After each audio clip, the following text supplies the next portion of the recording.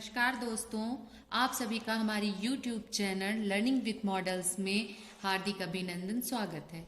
आज हम लेकर आए हैं न्यूरॉन यानी तंत्रिका कोशिका की संरचना। यह 9वीं 10वीं की कक्षा में बहुत इम्पॉर्टेंट रोल अदा करता है और ये बहुत ही सिंपल कार्डबोर्ड से बना हुआ एक मॉडल है जिससे हम इस न्यूरॉन के बारे में बताएंगे।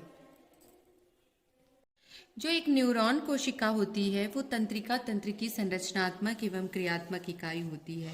यह किसी भी प्रकार के संदेश को एक जगह से दूसरे जगह पहुंचाने का ये कार्य करती है।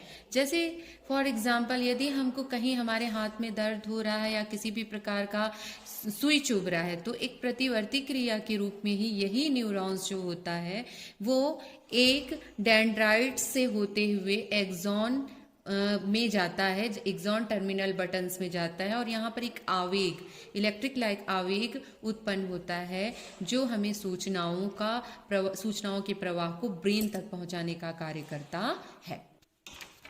जैसा कि ये न्यूरॉन है, ये न्यूरॉन जो होता है मुख्य रूप से यहाँ पर देखिए जो 2 नंबर लिखा है ये एक सेल बॉडी है। सेल बॉडी मतलब जीव द्रव है जो कई प्रकार की अन्य जीवित कोशिकाओं से मिलकर बना हुआ है। और जो बीच का होता है वो केंद्रक कहलाता है जिसमें आरएनए और डीएनए पाए जाते हैं। हमें पता है आरएनए डीएनए जो होता है वो कितना महत्वपूर्ण होता है। जो न्यूक्लिक एसिड्स का फॉर्मेशन जो होता है यहाँ से ही होता है।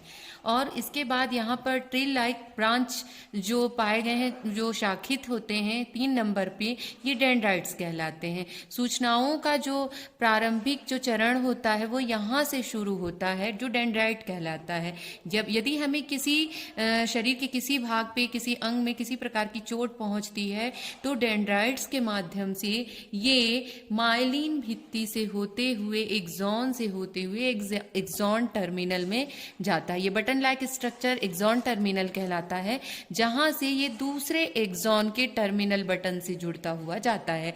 तो यहाँ पर जो चौथा जो पॉइंट दिखा है दोस्तों वो माइलिन शीथ कहलाती है। ये जो माइलिन शीथ, 2 माइलिन शीथ जब आपस में जुड़ जाती हैं तो वो कहलाती हैं श्वान कोशिकाएं। इसका आविष्कार श्वान नामक वैज्ञानिक ने किया था तो उन्होंने अपने नाम के आधार पर इसको श्वान सेल रखा। ठीक है, अब ये जो येलो पतली सकरी जो हमको दिखाई पड़ रही है स्ट्रक्चर ये एक्सॉन कहलाती है। ये एक्सॉन जो होती है वो लंबी एक सबसे बड़ी संरचना पाई जाती है इस न्यूरॉन में जो कि डेंड्रॉइड बटन में जाकर रुकती है और यहीं से इलेक्ट्रिक करंट जैसा एक आवेग इम्पल्स उत्पन्न होता है जिससे जो हमारी जो सूचनाएं होती हैं, मैसेज होती हैं वो दूसरे डेंड्राइट तक पहुंच जाने का कार्य करती हैं।